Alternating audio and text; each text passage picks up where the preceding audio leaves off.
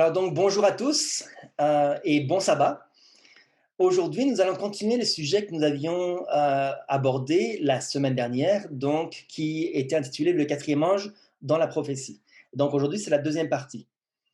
Alors pour pouvoir bien comprendre le thème, je voudrais qu'on reprenne un petit peu ce qui avait été dit la dernière fois. Donc le texte clé d'abord dans Apocalypse 3, versets 18 à 19 que nous avons lu. Il est dit: « Je te conseille d'acheter de moi de l'or éprouvé par le feu, afin que tu deviennes riche, et des vêtements blancs, afin que tu sois vêtu, et que la honte de ta nudité ne paraisse pas, et un collier pour oindre tes yeux, afin que tu vois. Moi, je reprends et je châtie tout ce que j'aime.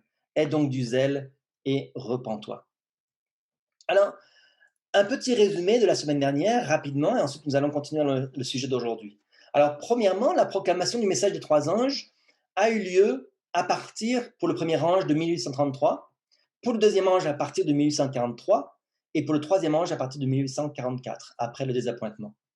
Donc, ces messages-là ont commencé à ce moment-là, mais ils ont continué, bien sûr, l'un s'est ajouté à l'autre, et ils ont continué jusqu'à nous aujourd'hui. C'est pour ça que nous devons tous les proclamer, tous les trois aujourd'hui.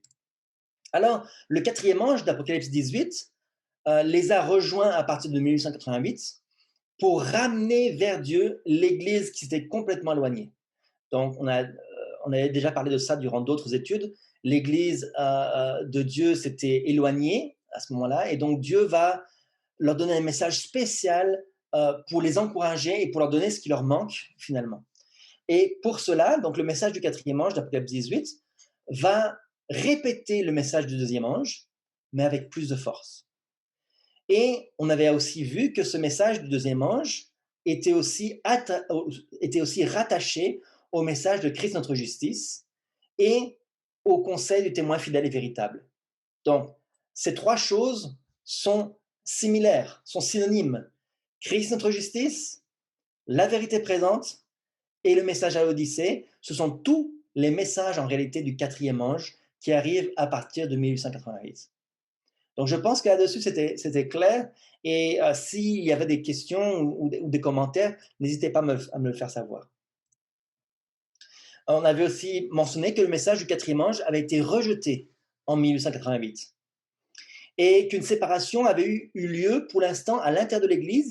Il commençait à y avoir une séparation entre ceux qui acceptent le message et se préparent pour la pluie de la saison et ceux qui le rejettent. Cette minorité donc qui l'a accepté est le reste ou bien le mouvement symbolisé par l'ange d'Apocalypse 18, comme le dit Sir White. Et ils accomplissent une œuvre de réforme. Donc on voit cette petite séparation qui commence à avoir lieu dans l'Église et qui petit à petit va aller en s'élargissant jusqu'au moment où il va y avoir une crise. Alors justement, puisque ce message du quatrième ange avait été rejeté, comment est-ce que finalement il va pouvoir éclairer la terre de toute sa gloire? Il faut qu'il fasse son travail. Lorsque le quatrième ange vient en 1888, ça a été le début d'une œuvre de réforme dans l'Église adventiste du septième jour. Malheureusement, comme on le sait, toute réforme, en tout cas l'histoire nous le montre, toute réforme commence dans l'Église, mais aucune ne prend fin dans l'Église. Et ça, c'est l'histoire qui nous le montre. Je voudrais vous montrer un petit graphique ici, des exemples de réformes dans l'histoire et dans la Bible. On voit une des premières réformes qui a eu lieu parmi le peuple juif, c'est lorsque Jésus est venu pour changer les choses. Il est venu pour annoncer la repentance, Jean-Baptiste est venu pour préparer la repentance, Jésus est venu pour leur donner un message qu'ils auraient pu accepter. Il était venu pour réformer les Juifs, il était venu parmi les siens, mais les siens l'ont rejeté, et le résultat, ça a été la formation de l'Église chrétienne primitive. Puis ensuite, l'Église primitive chrétienne s'est corrompue, on le sait, en devenant Église catholique, et Martin Luther est venu pour réformer l'Église catholique. Il n'avait pas l'intention de former un nouveau groupe, il voulait réformer l'Église, et malheureusement, les catholiques l'ont rejeté, et ça a conduit à la formation des églises protestantes. Puis, les églises protestantes se sont corrompues, William Miller est arrivé avec un message spécial pour réformer les protestants. Les protestants l'ont rejeté, et le résultat, ça a été la formation d'un groupe de millérites. Puis James White et d'autres sont venus parmi les millérites pour leur donner un message spécial et ont formé les Adventistes, qui était un groupe qui n'était pas encore organisé. Puis Rachel Oakes et le capitaine Bates sont arrivés parmi les Adventistes, leur ont présenté le message du sabbat, et à ce moment-là, l'Église adventiste du septième jour s'est organisée en tant qu'Église et a été formée. Et on voit que l'Église s'étant éloignée en 1888, Dieu envoie un dernier message d'avertissement, le message du quatrième ange, l'ange d'Apocalypse 18, pour réformer l'Église adventiste du septième jour. Et on va voir, à la fin de cette étude, on va voir quel va être le résultat. Mais Dieu ne veut pas changer l'Église, il veut réformer son Église actuelle, mais malheureusement, le rejet conduit souvent à une réforme extérieure à l'Église.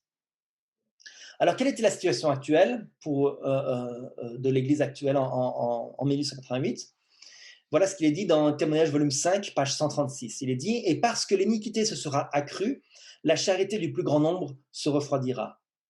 L'atmosphère même est polluée par le péché. Bientôt, le peuple de Dieu sera mis à l'épreuve par de violentes tribulations. Et la grande majorité de ceux qui apparaissent aujourd'hui comme authentiques et vrais se révéleront être du métal vil. Au lieu d'être fortifiés et confortés par l'opposition, les menaces et les injures, ils prendront lâchement le parti des opposants. La promesse est la suivante, ceux qui m'honorent, je les honorerai. Devons-nous être moins fermement attachés à la loi de Dieu parce que le monde entier tente de la rendre nulle? Donc ici, on voit un petit peu, bien sûr, un aperçu global depuis 1888 jusqu'à la fin des temps. Mais Sir White voit que bientôt, il y aura une épreuve, des violentes tribulations qui vont déterminer, qui vont clairement séparer dans l'Église ceux qui se préparent et ceux qui ne se préparent pas. Alors, quand est-ce que les tribulations vont arriver? C'est ce qu'on va voir, mais clairement, on voit cette séparation qui a lieu parmi le peuple de Dieu. Alors, on va continuer le passage de Témoignage volume 5 en anglais. Voilà ce qu'il est dit. Déjà, les jugements de Dieu sont à l'œuvre sur la terre, comme on le voit dans les tempêtes, les inondations, les calamités, les tremblements de terre, les périls sur terre et sur mer. Le grand je suis parle à ceux qui annulent sa loi. Lorsque la colère de Dieu sera déversée sur la terre, qui pourra alors tenir bon? Le temps est venu, ça veut dire actuellement, le temps est venu pour le peuple de Dieu de se montrer fidèle à ses principes. Donc, lorsque ce passage est écrit, c'est un avertissement pour l'Église, où maintenant, pour qu'on puisse tenir ferme plus tard, il faut que maintenant nous soyons fermes à nos principes. Lorsque la religion du Christ sera la plus méprisée, lorsque sa loi sera la plus bafouée, alors notre zèle devra être le plus ardent et notre courage et notre fermeté le plus indéfectible. Défendre la vérité et la justice lorsque la majorité nous abandonne, mener les batailles du Seigneur lorsque les champions sont peu nombreux, voilà ce qui sera notre test. À ce moment, nous devrons tirer notre chaleur de la froideur des autres, notre courage de leur lâcheté et notre loyauté de leur trahison. La nation sera du côté du grand chef des rebelles. Donc, on voit deux choses ici. On voit qu'à la fin, il y aura une vraie difficulté, une vraie bataille entre les forces du bien et du mal. Et pour cette bataille-là, aujourd'hui, nous devons nous préparer. Aujourd'hui, le temps est venu de se montrer fidèle aux principes. Donc, c'est aujourd'hui la préparation pour ce temps difficile qui va arriver plus tard. Et j'aime beaucoup cette phrase-là, celle que j'ai mis un peu en gras vers la fin. Il est dit que nous devons tirer notre chaleur de la froideur des autres. C'est vraiment pas facile. Vous savez, dans notre maison, on a un chauffage c'est une pompe à chaleur. Je ne sais pas si vous connaissez le principe de la pompe à chaleur. Le principe de la pompe à chaleur, c'est que on va prendre la chaleur qui est à l'extérieur, quand il fait moins 10, moins 15, moins 20 à l'extérieur, on va prendre la chaleur qui reste encore à l'extérieur et cette pompe va pomper cette chaleur et va l'emmener à l'intérieur de la maison. Et c'est difficile à comprendre, ce système-là. C'est difficile à comprendre comment est-ce qu'il est possible de prendre de la chaleur à l'extérieur alors qu'il fait moins 20. Comment c'est possible? Eh bien parce qu'il existe une petite portion de chaleur quand même qui reste. Et notre travail à nous, c'est de tirer cette chaleur-là. C'est un travail difficile, mais cette force ne vient pas de nous. Ce moteur qui est en nous, qui tire la chaleur, ce moteur, c'est Jésus. Et donc, il faut prendre cette chaleur de la froideur des autres et l'emmener chez nous. Il faut prendre courage quand on voit leur lâcheté. Et il faut être loyal lorsqu'on voit la trahison. Donc, plus le monde s'enfonce dans le péché, plus ça doit être un encouragement pour nous à regarder vers Dieu parce que notre temps de délivrance, le moment de notre délivrance arrive bientôt. Donc, comme une pompe à chaleur, tirez notre énergie de la froideur. J'aime beaucoup cette phrase-là. Alors, regardez ce qu'il est dit dans La tragédie des siècles, à la page 660. Vous allez remarquer ici toujours des références à ce temps de crise qui arrive, à l'approche de l'orage, à l'approche du test, à l'approche de l'épreuve.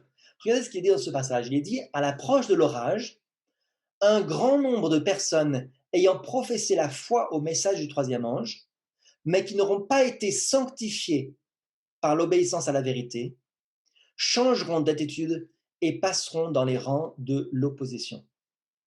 Donc de quoi est-ce qu'on parle ici? On parle de gens qui professent la foi au message du troisième ange. Donc ce sont des gens qui ont compris le message des trois anges. Il n'y a pas beaucoup de dénominations qui comprennent ce message. Il n'y a que l'Église adventiste, de manière générale, le mouvement adventiste qui connaît ces messages-là. Donc parmi tous les adventistes, certains ne se sanctifient pas. Comment est-ce qu'on peut se sanctifier? Par l'obéissance à la vérité. Donc nous sommes justifiés par la grâce, mais nous sommes sanctifiés lorsque nous nous soumettons à la volonté de Dieu et lorsque nous acceptons que Jésus travaille en nous. Et donc, cette sanctification, si elle n'est pas faite, eh bien ceux qui ne sont pas sanctifiés, ils changeront d'attitude et qu'ils passeront dans les rangs de l'opposition. Donc vraiment, c'est un point clé, une charnière ici. Dans notre vie, si nous ne sanctifions pas, si nous ne progressons pas, eh bien, nous changerons d'attitude. Et des gens qu'on croyait être des saints, en fait, deviendront des ennemis de la vérité. Regardez le processus, comment ça se produit ça? Il est dit en s'unissant au monde et en participant à son esprit, elles en viendront à envisager les choses à peu près sous le même angle. Aussi, devant le danger, seront-elles toutes disposées à choisir le chemin le plus facile? Des hommes capables et éloquents, qui s'étaient réjouis dans la vérité, se serviront de leur talent pour circonvenir et détourner les âmes, et ils deviendront les ennemis les plus acharnés de leurs anciens frères. Quand des observateurs du sabbat seront traînés devant les tribunaux pour y rendre raison de leur foi, ces apostats, véritables agents de Satan, seront les plus empressés à les accuser, à les calomnier et à leur aliéner les sympathies des juges par leurs mensonges et leurs insinuations. C'est difficile à croire, n'est-ce pas? Que des gens qui professent la foi dans le message des trois anges, des gens qui ont été baptisés, des frères, deviennent des ennemis. C'est difficile à croire. Ça pourrait être notre cas. Ici, je ne parle pas seulement de l'histoire de ce qui s'est passé dans le passé. Je parle aussi de la situation actuelle présente. Frères et sœurs, c'est un message pour nous. Si jamais nous ne nous sanctifions pas, si jamais nous n'acceptons pas d'obéir à la vérité, parce qu'elle euh, n'est pas facile, parce que on préfère vivre dans le monde, à moitié à cheval sur le monde et à cheval dans l'Église, eh bien, nous deviendrons entièrement des ennemis de Dieu. Euh, donc, bien sûr, cet orage qui va venir, je crois personnellement qu'il s'applique à deux reprises. Il s'applique en 1914, lorsque la Première Guerre mondiale éclate, mais aussi à la fin des temps, lorsqu'il faudra prendre position clairement pour Dieu. Et durant ces deux événements-là, la préparation qui était nécessaire est la même. C'est pour ça que le message du quatrième ange continue d'être prêché. Il a été prêché en 1888, avant la crise de 1914, et le message doit être prêché aujourd'hui pour nous préparer pour la grande crise qui arrive. Et c'est toujours le même message qui est là pour nous préparer. Alors ce message-là doit être proclamé. Ce message doit parvenir aux oreilles du peuple, et s'il n'y a pas de voix humaine pour le dire, les pierres même crieront. Voilà ce qu'il dit dans le ministère évangélique. Donc comment c'est possible ça? Puisque en 1888, le message a été rejeté, comment est-ce que c'est possible qu'il revienne? Il doit revenir, il doit quand même être entendu par le peuple. Le message de 1888, c'est pas un message pour le monde. Bien sûr, c'est aussi pour le monde, mais c'est un message surtout pour le peuple de Dieu. Alors, voilà ce qu'il produit parmi nous. Dans Premiers Écrits, à la page 270, il est dit: Je demandais ce que signifiait le criblage que j'avais vu. On me répondit qu'il était causé par le conseil du témoin véritable à l'église de Laodicée. Ce conseil aura son effet sur le cœur de celui qui le reçoit. Il l'amènera à exalter la vérité. Quelques-uns ne l'accepteront pas. Ils le combattront, et c'est ce qui produira le criblage parmi le peuple de Dieu. J'ai vu que le témoignage du véritable n'a été écouté qu'à moitié. Ce témoignage solennel dont dépend la destinée de l'Église a été considéré à la légère, sinon tout à fait méprisé. Il doit produire une sérieuse repentance.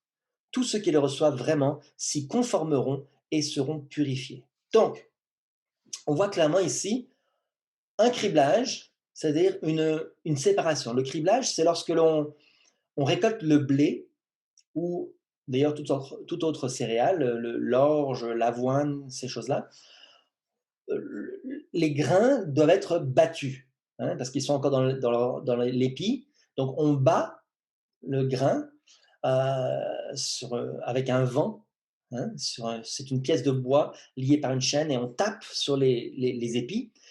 Et les grains se séparent de la paille et de la balle, donc les particules qui composent l'épi. Mais ensuite, il faut aérer ces grains, et c'est ce qui s'appelle le criblage, pour séparer vraiment les saletés, les déchets du grain. Et donc pour faire ça, on prend un immense tamis ou une toile et on met tout ça dessus et on secoue dans les airs. Et on secoue, et à chaque fois qu'on fait sauter ça dans les airs, le vent emporte la paille et les débris qui sont légers et le grain retombe. Et au bout d'un moment, il ne reste plus que le grain. C'est un processus qui est assez énergique. On doit utiliser beaucoup de force pour soulever ces grains, cette paille, et le vent emporte cela. Frères et sœurs, en ce moment, il y a un criblage qui se produit. Parmi tous ceux qui croient au message des trois anges, il y a un criblage qui se produit. Entre tous ceux qui sont trop légers, qui sont considérés comme trop légers, qui sont emportés par tous les vents de doctrine, et tous ceux qui vont être solides, qui sont enracinés et qui vont avoir une foi solide. Donc ce criblage-là, c'est ce qui va emporter ceux qui sont trop légers, est causé par le message du quatrième ange. Ce conseil des témoins fidèles et véritables à l'église de l'Odyssée, c'est le même que le message du quatrième ange. D'accord? C'est la même chose, ce sont des synonymes, on l'avait vu déjà à la première partie. Donc, le message de Christ entre justice va produire une séparation. Pourquoi est-ce que c'est si euh, euh, c'est un tel problème? Pourquoi est-ce que ça sépare les gens? C'est parce que ça demande une obéissance sans, euh, sans négociation possible. Le message de Christ notre justice, cela demande notre cœur à 100%. C'est ça le point principal du message de 88. C'est que ça demande notre cœur en entier. Jésus vient pour nous purifier, oui. C'est un message le salut est gratuit, c'est vrai. Mais Jésus vient nous transformer entièrement. Et certains ne l'accepteront pas. Certains ne veulent pas être contrôlés entièrement par Jésus. Certains, bien sûr, on a tous des difficultés à se soumettre à Dieu. Mais certains ne veulent pas se soumettre à Dieu. Lorsque Dieu leur demande de faire une chose ou une autre, lorsque Dieu les supplie, intercède pour eux, les supplie d'abandonner une chose ou d'accepter une chose, ils disent non. C'est pas qu'ils ont du mal. Vous comprenez la différence entre ceux qui ont du mal et qui luttent en prière et avec jeûne, avec tremblement pour leur salut, et ceux qui simplement refusent? Il y a une vraie différence. Et ce témoignage, il est dit, c'est un témoignage solennel dont dépend non seulement notre destinée, mais aussi la destinée de l'Église en tant que groupe. Et ceux qui reçoivent ce message-là, il est dit, seront purifiés. Frères et sœurs, si vous acceptez que Jésus contrôle votre vie, ne vous inquiétez de rien, vous serez purifiés. Si vous acceptez à chaque étape en disant, Seigneur, moi je ne peux pas changer mon cœur, mais toi tu le peux, alors vous serez purifiés. Quelle est la gloire de cet ange alors? Beaucoup de gens me demandent, mais on ne voit pas de gloire de cet ange-là. Depuis 1888, ceux qui se sont réformés, ceux qui se sont purifiés, ceux qui donnent leur cœur à Jésus pour avancer, n'ont pas de gloire physique, palpable et réelle. Alors, regardez ce qu'il était dit dans l'événement des derniers jours en 1900 à propos de cette gloire. Donc, vous savez que cette gloire, il est dit, le Seigneur, dans sa grande compassion, a envoyé un précieux message à son peuple par les frères Wagner et Jones. Ce message avait pour but d'exalter devant le monde le Sauveur, sacrifié pour les péchés du monde entier. Il présentait la justification par la foi dans la rançon. Il invitait les gens à recevoir la justice du Christ, qui est rendue manifeste par l'obéissance à tous les commandements de Dieu. Donc, vous voyez que c'est la justification par la foi, qui est gratuite, mais qui se manifeste par une obéissance. Si nous prétendons que nous croyons en Jésus, mais que nous n'obéissons pas, en réalité, c'est le même genre de foi que Satan et ses anges ont. Ils croient en Jésus, mais n'obéissent pas. Ils savent que Jésus existe, mais n'obéissent pas. C'est un peu un évangile facile, hein, comme beaucoup de protestants qui disent on accepte Jésus, mais on ne va pas vivre selon ses commandements. Beaucoup avaient perdu de vue Jésus dans l'Église.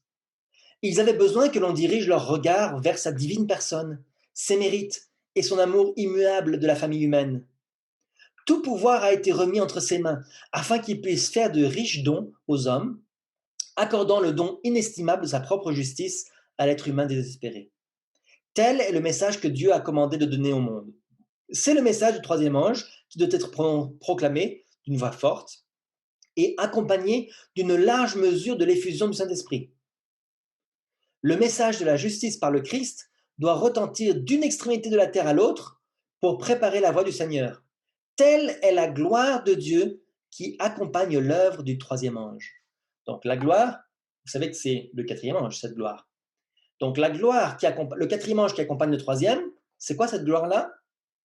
C'est la justice de Christ, ce message-là, qui doit retentir dans le monde entier. Qu'est-ce qui doit retentir dans le monde entier?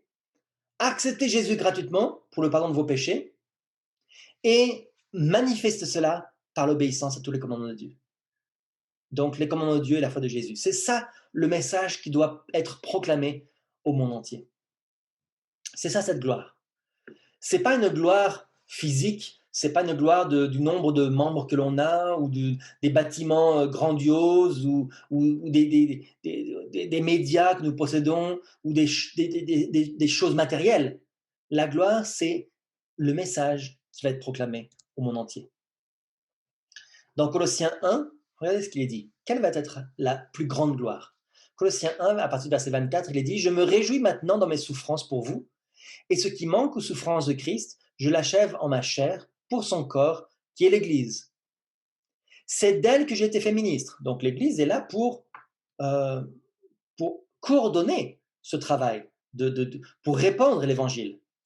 C'est d'elle que j'ai été fait ministre, selon la charge que Dieu m'a donnée auprès de vous, afin que j'annonçasse pleinement la parole de Dieu, le mystère caché de tout temps et dans tous les âges, mais révélé maintenant à ses saints, à qui Dieu a voulu faire connaître quelle est la glorieuse richesse de ce mystère parmi les païens, savoir Christ en vous, l'espérance de la gloire.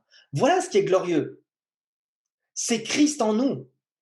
C'est Christ qui nous purifie, qui est manifesté dans chacune de nos œuvres, chacune de nos paroles, chacune de nos actions. C'est lui, verset 28, c'est lui que nous annonçons exhortant tout homme et instruisant tout homme en toute sagesse, afin de présenter à Dieu tout homme devenu parfait en Christ. C'est à quoi je travaille en combattant avec sa force qui agit puissamment en moi. Donc, qu'est-ce que c'est qui est glorieux? C'est un homme ou une femme devenu parfait en Christ. Ça, c'est extraordinaire. Une personne transformée qui agit avec Christ, une personne qui est utile pour les gens autour d'elle, une personne qui est vivante de la vie de Christ, une personne qui prie, qui jeûne, qui intercède, qui est présent pour ses frères et sœurs, qui annonce le message à ceux qui les entourent. Ça, c'est une personne qui va, qui va se sanctifier. Et l'apôtre Paul dit qu'il y travaille. Et Jésus agit puissamment en tous ceux qui acceptent le travail de Jésus. Alors, pourquoi est-ce que ce n'est pas une gloire forcément visible au niveau matériel? Regardez le temple dans la prophétie qui avait été annoncée à propos des deux temples. Dans Agé chapitre 2, on va lire seulement à partir du verset 7. Vous vous rappelez, dans le contexte, c'est lorsque Zorobabel était en train de reconstruire le temple qui avait été détruit, donc le temple de David ou de Salomon qui avait été complètement détruit, et Zorobabel avait reçu l'instruction de le reconstruire.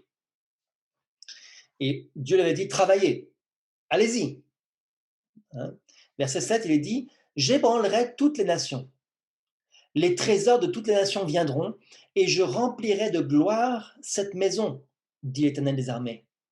L'argent est à moi et l'or est à moi, dit l'Éternel des armées. La gloire de cette dernière maison sera plus grande que celle de la première, dit l'Éternel des armées.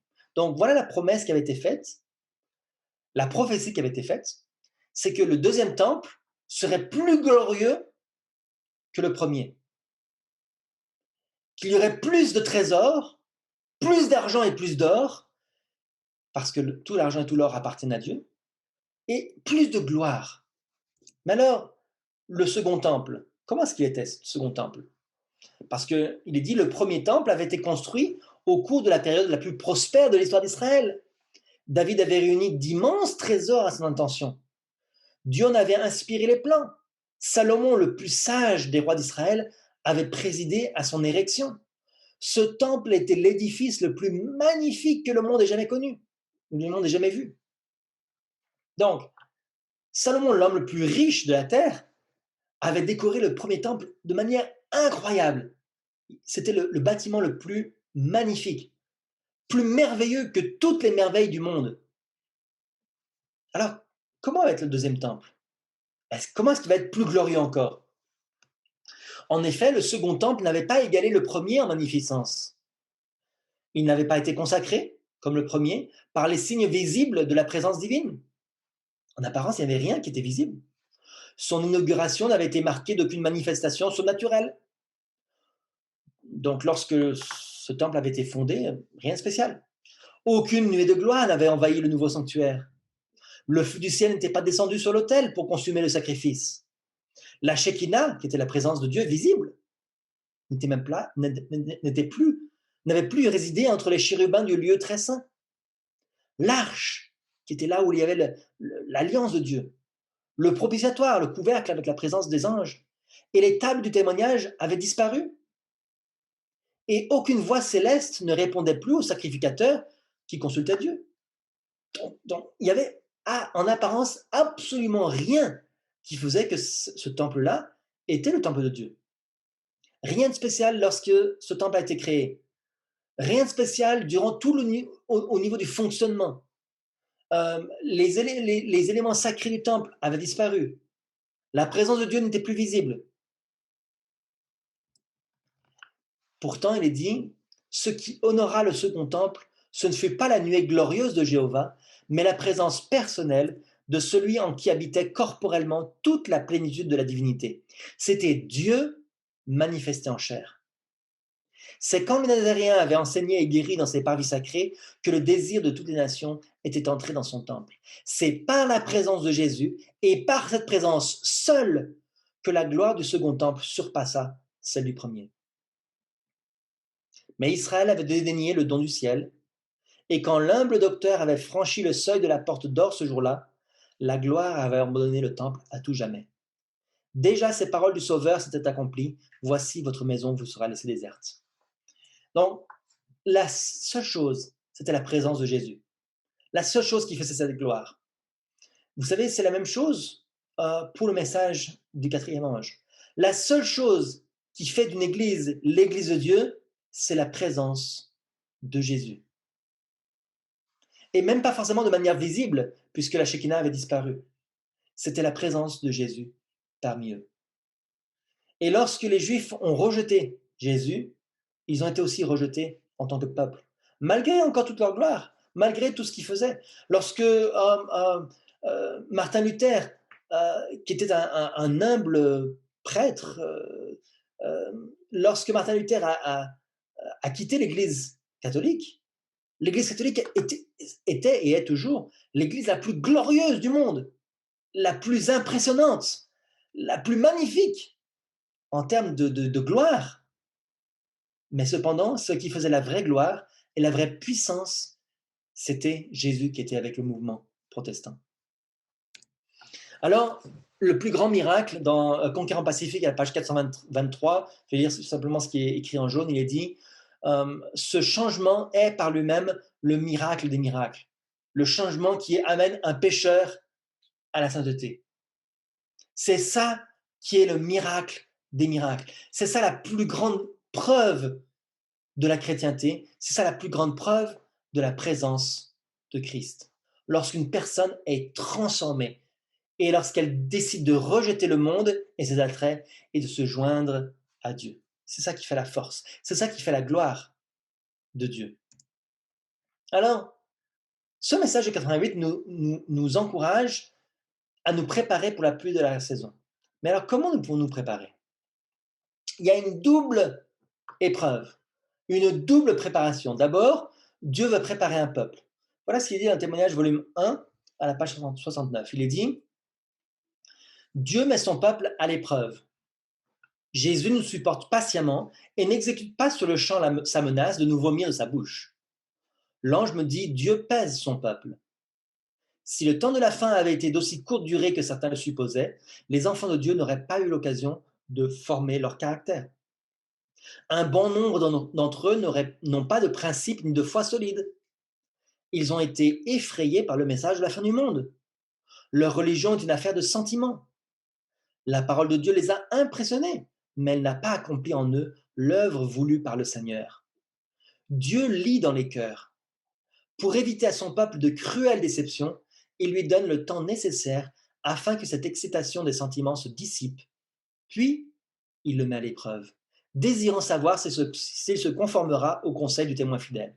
Donc, rappelez-vous, lorsque le message du premier ange et du second ange est arrivé, lorsque les chrétiens qui avaient accepté le message du retour de Jésus s'étaient séparés de leurs églises, étaient devenus des millérites, ils attendaient la venue de Jésus, Dieu les a éprouvés.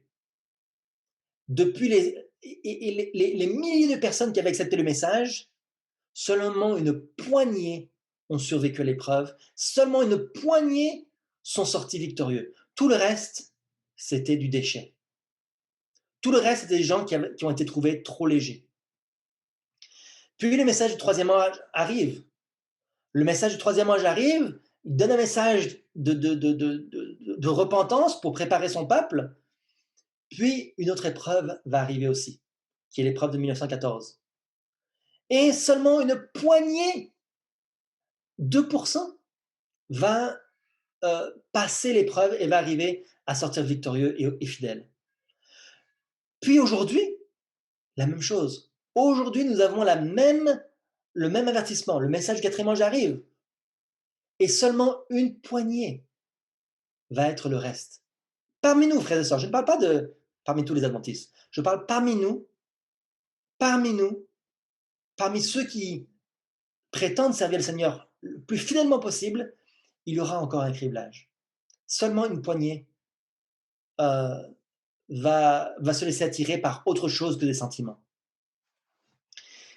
Donc, l'épreuve, c'est la formation, la préparation du peuple former son caractère.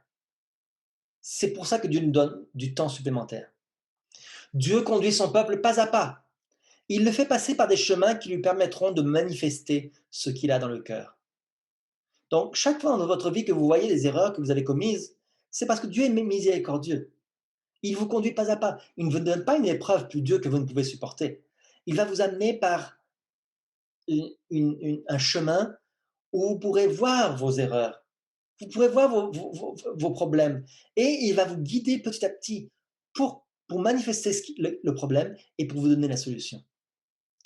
Le passage continue, il est dit, il en est qui surmonte un obstacle, mais échoue devant le suivant. Chaque difficulté est une épreuve que Dieu nous a préparée. Et lorsque nous régimbons, c'est-à-dire lorsque nous nous rebellons, cela doit nous convaincre qu'il nous reste encore des victoires à remporter, si nous ne voulons pas que le Seigneur nous vomisse de sa bouche. Donc il n'est pas trop tard. C'est juste que nous devons nous soumettre. La soumission, c'est très difficile. Je parlais hier soir avec ma femme de la génération dans laquelle nous vivons. Il y a plusieurs, on appelle ça les millennials. Et les millennials, après la génération X, la génération Z, etc. Il y a plusieurs générations, mais ce qui est le plus difficile pour nous en tant que millennials et puis la génération qui vient, c'est de se soumettre quand quelque chose est difficile. On a tendance à tout considérer comme acquis, tout est facile, il y a la prospérité matérielle, et il est bon pour les jeunes parmi nous d'aller dans certains pays où la vie est plus difficile, de vivre une expérience difficile où on doit aller faire 2 kilomètres pour aller chercher de l'eau, et où la vie est difficile. Parce que lorsque l'on est brisé, c'est seulement lorsque l'on est brisé que l'on peut se rapprocher de Christ. Si on se rebelle par rapport au plan de Dieu, alors Dieu nous fait passer par d'autres épreuves, jusqu'à ce qu'on remporte la victoire. Le passage continue, il est dit, l'ange me dit, Dieu augmentera les difficultés afin de mettre chacun de ses enfants à l'épreuve. Certaines personnes veulent bien marcher avec Dieu jusqu'à un certain point, mais s'il leur demande d'aller plus loin, elles refusent parce qu'elles chérissent une idole au fond de leur cœur. L'occasion leur est alors donnée de voir ce qui empêche leur cœur de s'ouvrir largement à Jésus. Il y a quelque chose qu'elles estiment plus que la vérité, et leur cœur n'est pas préparé à recevoir le Maître. Ainsi, tous sont éprouvés pendant un certain temps, afin de voir s'ils sacrifieront leurs idoles et suivront le conseil du témoin fidèle. S'ils ne sont pas purifiés par l'obéissance à la vérité, s'ils ne surmontent pas leur égoïsme, leur orgueil, leur passion mauvaise, les anges de Dieu donnent l'ordre suivant, laissez-les, car leurs idoles les tiennent enchaînés. Puis, ils s'en vont, laissant les récalcitrants avec leurs péchés, sous l'influence des anges déchus. Mais ceux qui ont été obéissants en tout point et qui ont surmonté tous les obstacles, quel que soit le prix de la victoire, ceux qui ont suivi le conseil du témoin fidèle recevront la pluie de la saison et seront prêts à être transmués. Donc, qui sont ceux qui recevront la pluie de la saison? Qui est le peuple qui va être préparé? Ce sont ceux qui auront été obéissants en tout point et surmonté les obstacles de leur caractère, qui auront obéi à Dieu dans leur caractère, qui se seront sanctifiés. Frère, ce n'est pas une question d'obéissance aux choses visibles et extérieures. Ce n'est pas une question de venir à l'église au sabbat, donner sa dîme, participer à l'école du sabbat. Ce n'est pas ces choses-là que Dieu considère. C'est quel est notre caractère. Qu'est-ce qu'il y a dans mon cœur? Est-ce que je suis encore offensé lorsque quelqu'un me parle? Est-ce que je suis violent envers mon mari ou ma femme, mes enfants? Est-ce que je suis égoïste? Est-ce que j'aime le plaisir plus que Dieu? Toutes ces choses-là, c'est ça le problème. Le passage se termine, il est dit que chaque chrétien fidèle puisse se rendre compte de l'œuvre de purification que Dieu va opérer parmi son peuple. Chers amis, ne vous trompez pas sur votre condition. En tout cas, vous ne pouvez tromper Dieu. Le témoin fidèle dit « Je connais tes œuvres ». L'œuvre du troisième ange est de conduire le peuple de Dieu pas à pas, toujours plus haut. Chaque pas est une épreuve de notre foi. Frères et sœurs, Vraiment, le message du troisième ange, le message du mouvement de réforme, c'est de toujours progresser. Bien sûr, nous avons des règles d'église qui indiquent quel est le niveau minimum à accepter. Bien sûr, il y a des règles de base. Alors certains pourront discuter sur ces règles de base, est-ce que oui ou non on doit faire telle ou telle règle de base. Mais frères et sœurs, la question n'est pas là. La question c'est que nous devons toujours progresser, toujours aller plus haut, toujours nous sanctifier, toujours aller plus loin. Si vous considérez votre vie il y a 10 ans et aujourd'hui et qu'elle est la même, que vous êtes au même niveau, c'est que vous n'êtes pas en train de participer à l'œuvre du message du troisième ange. C'est pas juste accepter ce message-là. Accepter, ça veut dire aussi se soumettre à ce travail. Et le deuxième travail, c'est de purifier l'Église. Donc, première œuvre, préparer un peuple pour la pluie de la saison. Deuxième travail, purifier l'Église, séparer l'ivraie et le bon grain. Dans Éphésiens 5, il est dit « Marie, aimez vos femmes comme Christ a aimé l'Église et s'est livré lui-même pour elle, afin de la sanctifier par la parole, après l'avoir purifiée donc par le baptême d'eau, afin de faire paraître devant lui cette Église glorieuse, sans tache, ni ride, ni rien de semblable, mais sainte et irrépréhensible. » Donc, préparer le peuple pour la période de la saison, purifier l'Église, purifier l'Église et la sanctifier.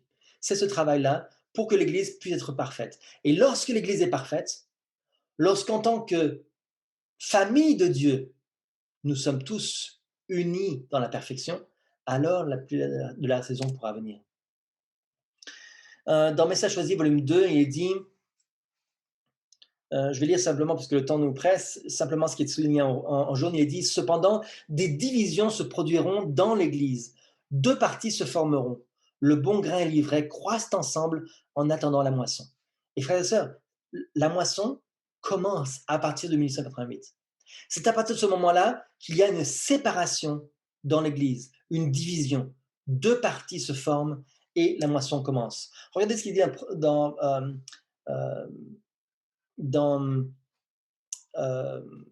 les paraboles de Jésus, à la page 53, il est dit « Le champ, c'est le monde, dit le Christ, mais nous devons comprendre qu'il s'agit de l'Église du Christ dans le monde. » Donc finalement, la parabole du bon grain de l'ivraie, je crois que vous le savez, elle a trois champs d'application. Premier champ d'application, dans le monde. Deuxième champ d'application, l'Église du Christ. Donc c'est là où cette séparation doit aussi avoir lieu. C'est triste de voir que dans l'Église, tout le monde ne sera pas sauvé. Mais c'est cette séparation qui a lieu. Et troisième application, dans notre cœur, lorsque nous voyons le mal qui rentre dans notre cœur, nous devons ôter le mal de notre cœur. Il dit, cette parabole est une description de ce qui touche au royaume de Dieu, de son œuvre pour le salut des hommes. Or, cette œuvre est accomplie par l'Église. Il est vrai que le Saint-Esprit est venu dans le monde entier et qu'il opère partout dans les cœurs, mais c'est dans l'Église que nous grandissons et mûrissons pour les greniers célestes. C'est là qu'il y a une séparation. Bien sûr, ceux qui sont dans le monde, nous savons qu'ils sont déjà séparés, mais c'est dans l'Église qu'il y a une séparation aussi. Donc, dans 1 Pierre 4, verset 17, il est dit « C'est le moment où le jugement va commencer par la maison de Dieu. Or, si c'est par nous qu'il commence, quelle sera la fin de ceux qui n'obéissent pas à l'évangile de Dieu ?» Donc, nous savons que le monde va être perdu, mais le jugement va commencer par la maison de Dieu, par l'Église. C'est dans l'Église que Dieu va examiner qui est du bon grain et qui est de l'ivraie. Et si le jugement commence par l'Église de Dieu, il doit se terminer là en premier aussi. Quand est-ce que nous devons récolter ou séparer l'ivraie? C'est lorsqu'il porte du fruit. C'est lorsque le péché se manifeste, lorsqu'il devient visible. C'est là que nous devons séparer le bon grain et l'ivraie. Dès qu'il se révèle, et ça a lieu avant la fin de la période de grâce pour le monde, avant la pluie de la saison. C'est avant ce moment-là qu'il y a une séparation. C'est avant ce moment-là qu'il y a une division. Nombreux sont ceux, il est dit dans un témoignage pour les pasteurs en anglais, nombreux sont ceux qui n'ont pas réussi à recevoir la pluie de la première saison. Ils n'ont pas obtenu tous les avantages que Dieu a ainsi prévus pour eux. Ils s'attendaient à ce que leur manque soit comblé par la pluie de la saison. Ils attendent. Mais en réalité, lorsque la grâce la plus abondante sera accordée, ils ont l'intention d'ouvrir leur cœur pour la recevoir. Ils commettent une terrible erreur. L'œuvre que Dieu a commencée dans le cœur humain en donnant sa lumière et sa connaissance doit continuellement aller de l'avant. Chaque individu doit se rendre compte de sa propre nécessité. Le cœur doit être vidé de toute souillure et purifié pour être habité par l'Esprit. C'est par la confession et l'abandon du péché, par la prière sincère et la consécration de soi-même à Dieu, que les premiers disciples se sont préparés à l'effusion du Saint-Esprit le jour de la Pentecôte. Le même travail, mais à un degré plus élevé, doit être accompli maintenant. C'est un moment solennel dans lequel nous vivons. C'est un moment où Dieu est en train d'examiner si nous sommes du bon grain ou de l'ivraie. L'ivraie aussi produit des graines, mais elles ne sont pas pour la vie éternelle. Il dit, c'est Dieu qui a commencé l'œuvre et il l'achèvera, rendant l'homme complet en Jésus-Christ. Mais il ne faut pas négliger la grâce représentée par la pluie de la première saison. Seuls ceux qui vivent à la hauteur de la lumière dont ils disposent recevront une plus grande lumière. Si nous ne progressons pas chaque jour dans l'illustration des vertus chrétiennes pratiques, nous ne reconnaîtrons pas les manifestations du Saint-Esprit dans la pluie de la première saison, de l'arrière-saison. Elle peut tomber sur les cœurs tout autour de nous, mais nous ne la discernerons pas et nous ne la recevrons pas. Frères et sœurs, nous avons tous reçu une grande lumière, une grande connaissance. Si nous ne vivons pas à la hauteur de cette connaissance-là, nous serons abandonnés dans les ténèbres et nous ne recevrons pas la pluie de la saison. Il faut chaque jour progresser. Lorsque j'ai compris ce concept, vous savez, lorsque j'étais jeune, j'étais végétarien, mais je n'étais pas végétalien. Je pensais que c'était le niveau que Dieu demandait à l'Église, donc l'Église le demandait, donc c'est comme ça qu'il fallait être, et puis on sera sauvé végétarien. Puis ensuite, j'ai compris que si nous ne progressons pas chaque jour, nous n'arriverons pas à être sauvés. C'est pas suffisant de faire le minimum demandé par l'Église. Il faut progresser chaque jour. Et bien sûr, il y aura deux choses qui seront visibles, l'unité et la division. En même temps, dans l'Église, ceux qui seront unis à Christ vont se rapprocher nécessairement les uns des autres. Et il y aura aussi de la division. Il est dit dans Événements des derniers jours, page 131, il est dit, il y aura des divisions dans l'Église. Deux groupes se formeront. On voit ça en 1896. Et on voit que les deux groupes ont commencé à se former, c'était déjà visible dans l'Église. Et lorsque le temps de crise de 1914 est venu, il y a eu une division. Lorsque le temps de crise futur viendra encore, il y aura encore des divisions. Chaque étape, il y a des divisions et de l'unité dans l'Église. En 1900, toujours, il est dit, tandis que les épreuves s'accumulent autour de nous, à la fois la division et l'unité se manifesteront dans nos rangs. Certains qui sont maintenant prêts à se saisir des armes de la guerre démontreront au jour de périls réels qu'ils n'ont pas construit sur le rocher solide. Ils céderont à la tentation. Ceux qui ont reçu une grande lumière et de précieux privilèges, mais qui ne les ont pas exploités, sous un prétexte ou un autre, nous quitteront. Donc on voit ici, clairement, c'est la référence de 1914, ceux qui étaient prêts à participer à la guerre de manière active, eh bien, malheureusement, se sont séparés de l'Église de Dieu. Et par contre, il y a eu l'unité de tous ceux qui étaient fidèles. Donc c'est vraiment un avertissement, parce que ces choses-là qui se sont produites en 1914 se reproduiront encore. Se reproduiront encore.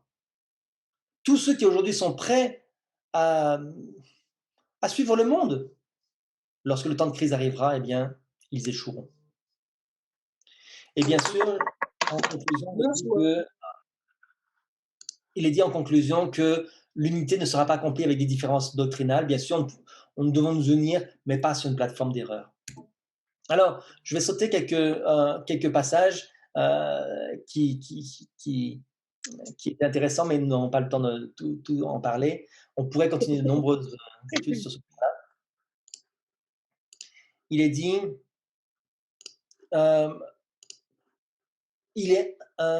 oui, toujours à propos de la doctrine doit être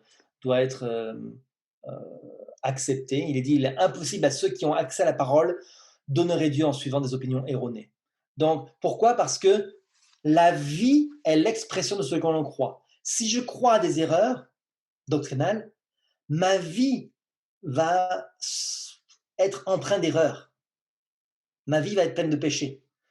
Juste un tout petit exemple. Au niveau du mariage et du divorce et du remariage, si on a une fausse compréhension du mariage selon Dieu, eh bien, cela va nous attirer vers toutes sortes de problèmes dans notre vie familiale et matrimoniale. Donc, notre croyance, notre foi a vraiment un impact dans la vie réelle de tous les jours. Si on pense que le mariage, c'est jusqu'au divorce, eh bien, on va agir d'une certaine manière. Si on pense que le mariage, c'est pour la vie, on va agir d'une manière toute différente. Il est dit, avoir l'occasion de voir et d'entendre la vérité et n'en pas profiter, c'est rejeter la lumière et lui préférer les ténèbres. Donc, se voiler la face, ça ne règle pas le problème. C'est comme si on rejetait la lumière. Et donc, quelle est la seule façon pour nous d'avoir une chance de refléter le caractère de Jésus? C'est d'aller là où il y a une doctrine pure. Parce que la doctrine a vraiment un impact sur notre vie de tous les jours. Et où sommes-nous censés trouver cette pure doctrine? Dans l'Église, comme il dit dans Timothée 3,15, parce que l'Église du Dieu vivant est la colonne et l'appui de la vérité. C'est dans l'Église, frères et sœurs, que nous devons avoir une doctrine pure, et c'est là que nous devons nous préparer pour avoir un caractère qui soit semblable à celui de Jésus. En conclusion, je suis persuadé que le premier ange qui a été prêché en 1833 au monde entier a conduit les Millérites. Puis ensuite, le deuxième ange qui annonçait la chute de Babylone a été prêché en 1843. Et après le désappointement, a été prêché aux Millérites qui sortent de Babylone. Et le reste, ce sont les adventistes primitifs. Puis le troisième ange, c'est lui, pardon, après le désappointement. Le troisième ange vient après le désappointement, excusez-moi. C'est le troisième ange en octobre 1844 qui vient, qui est prêché aux adventistes, qui s'organisent et qui forment les adventistes du septième jour.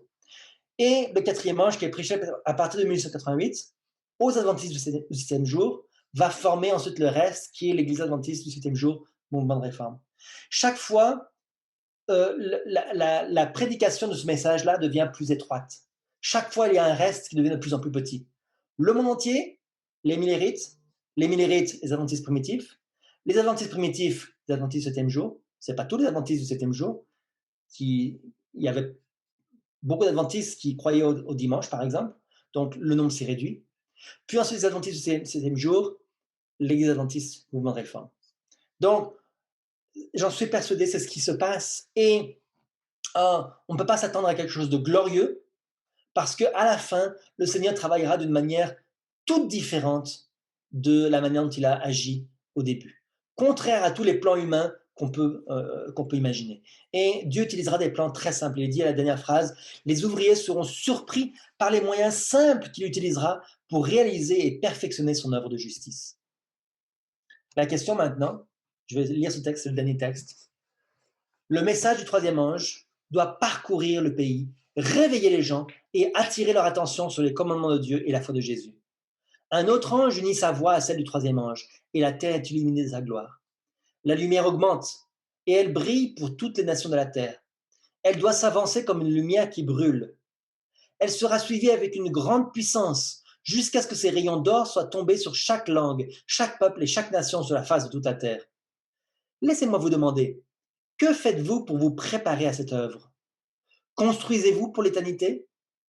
Vous devez vous rappeler que cet ange représente les personnes qui ont ce message à donner au monde. Êtes-vous parmi ce peuple? Est-ce que vous vous préparez vous-même pour l'éternité? Et est-ce que vous faites partie de ce peuple qui se prépare pour l'éternité? C'est ma question finale, c'est mon vœu et ma prière que chacun puisse se préparer pour la fin. Que Dieu nous bénisse tous, qu'il vous aide, qu'il vous bénisse et qu'il puisse nous aider à nous sanctifier jusqu'à la vie éternelle. Amen.